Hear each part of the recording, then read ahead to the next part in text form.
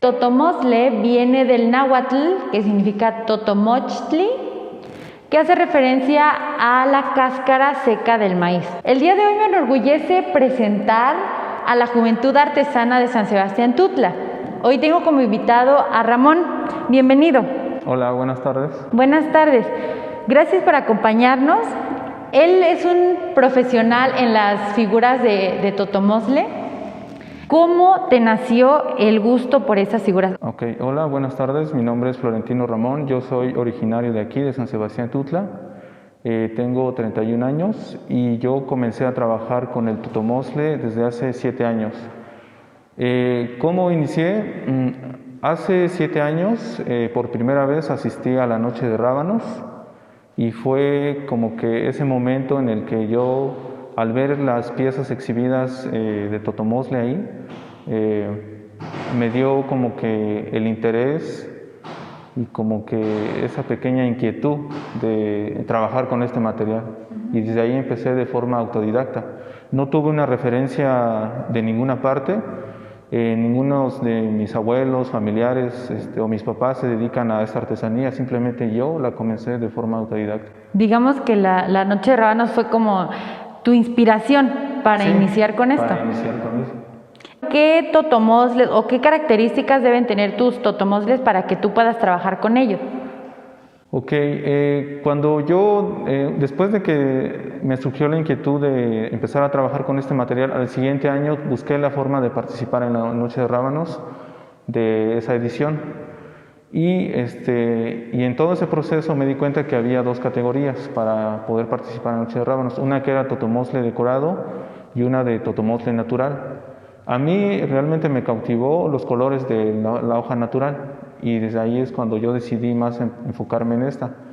Y para eso tuve que primero empezar a buscar la hoja, que es muy complejo a veces porque la mayoría de las personas trabajan, por ejemplo, esta hoja la usan para hacer tamales, ¿no? De forma común.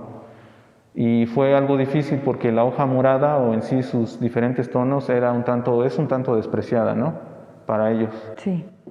Como que no la usan mucho, ¿no? La dejan... Ajá, y pues al no usarla mucho, pues no la cultivan mucho.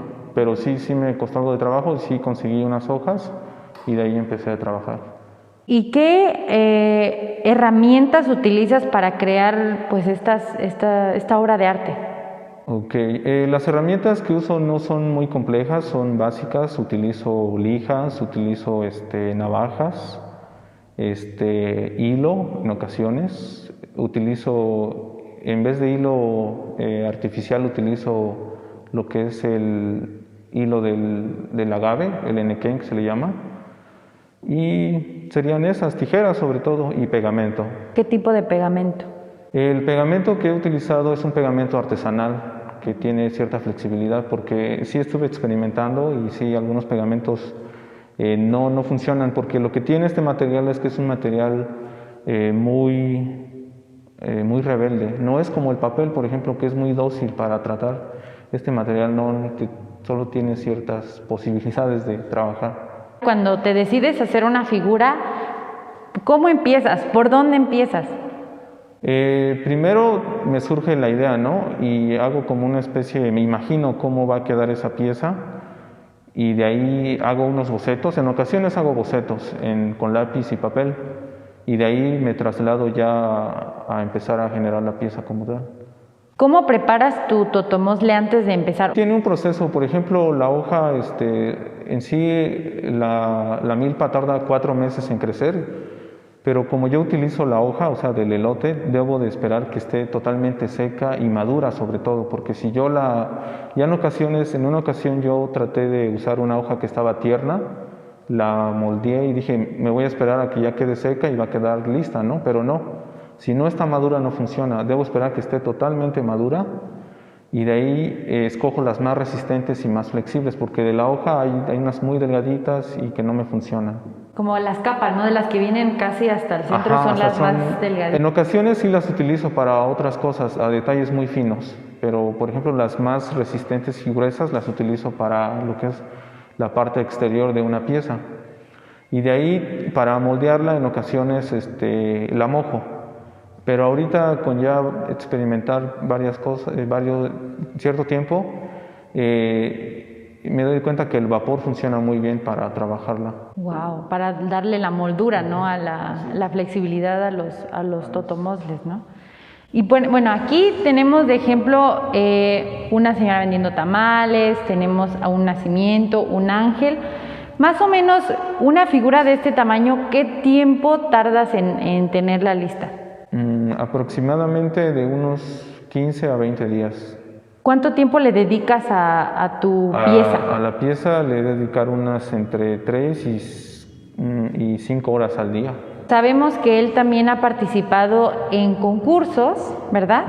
Así es. Cuéntanos acerca de esta experiencia que has tenido en los concursos. La primera vez que participé en la Noche de Rábanos, que fue el primer concurso que me animé a hacer, que fue la primera vez también que trabajaba yo y exhibía yo mi trabajo, pues me dieron el tercer lugar en la categoría de totomosle. Wow. El segundo año me dieron el segundo lugar. A él lo hemos visto también en las ferias del pueblo, cuando él trae sus trabajos y los exhibe, ¿verdad? Sí, así es. Sí, el municipio en algunas ocasiones me ha invitado a exhibir mi trabajo en algunas ferias, como la Feria del Higadito y la Espuma. Cabe recalcar que es parte del patrimonio de nuestro pueblo. Sería padrísimo que todos los jóvenes se interesaran en este tipo de artesanías. Cuéntanos acerca de esa pieza. Sí, esta pieza está hecha de totomosle natural sobre madera y está compuesta con espejos. Esta pieza la diseñé junto con un diseñador porque fui invitado por el Centro Académico y Cultural San Pablo a una exhibición de artesanías. Y esta pieza la diseñé junto con ese diseñador. El tema que escogimos para elaborar esta pieza fue el maíz desde el punto de vista prehispánico, desde su iconografía, ¿no? Y desde ahí surgió la inspiración. Hice como una pequeña investigación sobre todo estos símbolos que utilizaban los zapotecas para representar al maíz y de ahí surgió la idea. Muchas gracias y me gustaría que culmináramos con unas palabras tuyas hacia nuestro público.